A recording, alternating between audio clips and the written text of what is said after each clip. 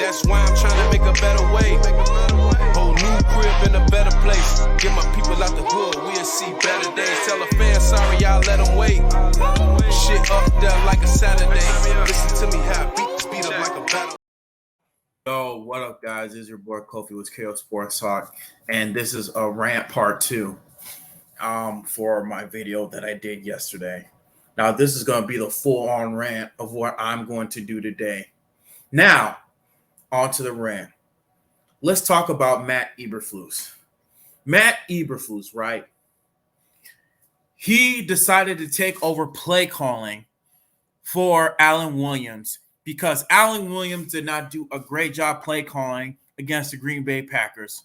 Now, let me read you off some stats against the Tampa Bay Buccaneers team. The Tampa Bay Buccaneers team had a total offense of 437 yards, 6.4 yards per play. Passing touchdowns for Baker Mayfield, 26 of 34, 317 yards. Rushing, 34 carries, 120 yards, 3.5 yards per average. 0 turnovers, and a time of possession of 36 minutes. That is unacceptable. And you have that pathetic-ass play calling Lou Getsy running all these damn screenplays. Ran 2 back-to-back screenplays. The second one was already called for an interception and a pick 6. Like, did you not think the defense was not going to see that? Did you? No, because you do not want to throw the ball downfield, Lou Getsy. You do not want to throw the ball downfield. Now let's get to Justin Fields. Justin Fields, you need to be better, man. You miss so many wide open receivers. So many wide open receivers, man. Like, I don't know what you're not seeing. You're not processing the defense. You're not processing the field, Justin. But I don't know what you have done in the offseason, bro. Why didn't you get the coaches together to figure out how to work your internal clock? You have not worked your internal clock. That was a big, big hole in your game. Reading the defenses. Understanding that you have an internal clock, a small internal clock. Come on, Justin. You don't have enough time. This is a pivotal year in your career, and you're already blowing it. Justin, you're already blowing your this pivotal year in your career, and you still cannot read defenses. This is year 3, and you still cannot read defenses. I want to go into the front office and the ownership. Let's start with the front office. Ryan Poles,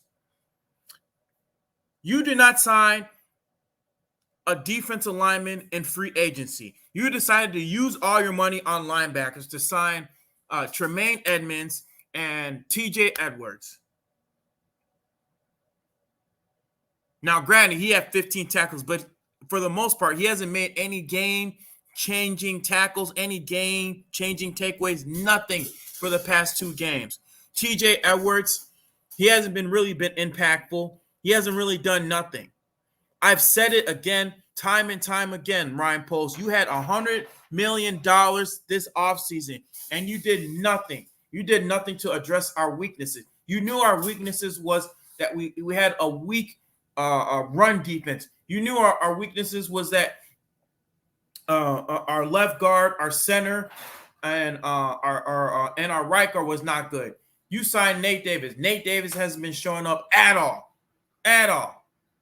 Now, I get it that he's had a family emergency, but guess what? You're getting paid $30 million. Dude, I worked in a job called Metro.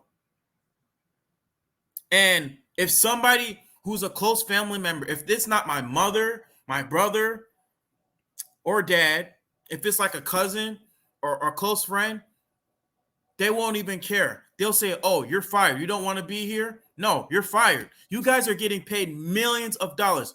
How much do you think if the ownership, if somebody from Metro, the company that I work with, that only pays us a fraction of what you guys made. How do you think they would think if my job, I was working Metro, if they were the owners of the Chicago Bears, do you think they'll give a damn if somebody from your outside nuclear family would have died? No, they wouldn't. They'll tell you, thank you for your service, you're fired, because you're not being an asset to our company. You're not being an asset. This coaching staff needs to hold people accountable.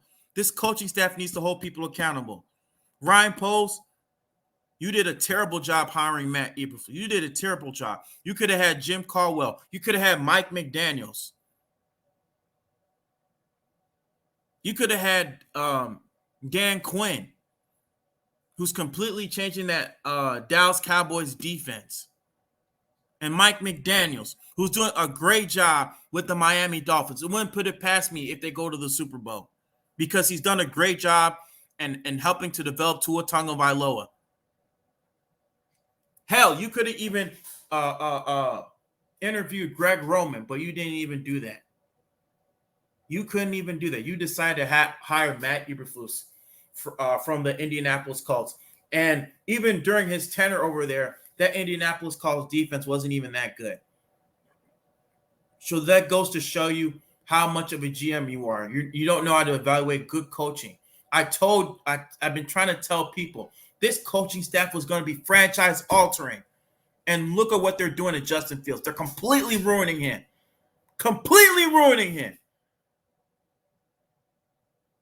And I'm sick as a Bears fan having to go through this crap over and over again. Having to watch this byproduct of our incompetency from our head coaching.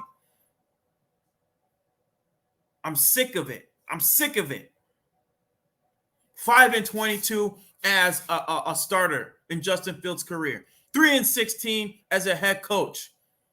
12 straight losses. Going back to October of last year.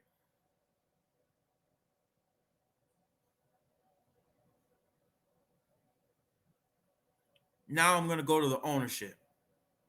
I said this yesterday, and I'm going to say it again. Virginia McCaskey, George McCaskey, all of you guys need to sell this team, because you are hurting. George McCaskey, you're hurting your grandfather's legacy. Virginia, you're hurting your dad's legacy by going through all these coaches, not thoroughly interviewing all these coaches. You're making bad hires. You're making bad decisions within this organization, and it's going to keep sending your organization back over and over and over again. If you have any sense of dignity within yourself, you need to sell the team. And Bears fans, we need to go to this stadium and chant, sell this team. We can't give them our money. We can't give them our time. We can't even give them our energy. But what we need to do in terms of our energy is that we need to protest as Bears fans and tell this ownership to sell the team. Sell the team. Because if they don't sell this team, we're going to be going through this repeated cycle over and over and over and over and over again. And that's all I got to say. I'm freaking done. I'm out.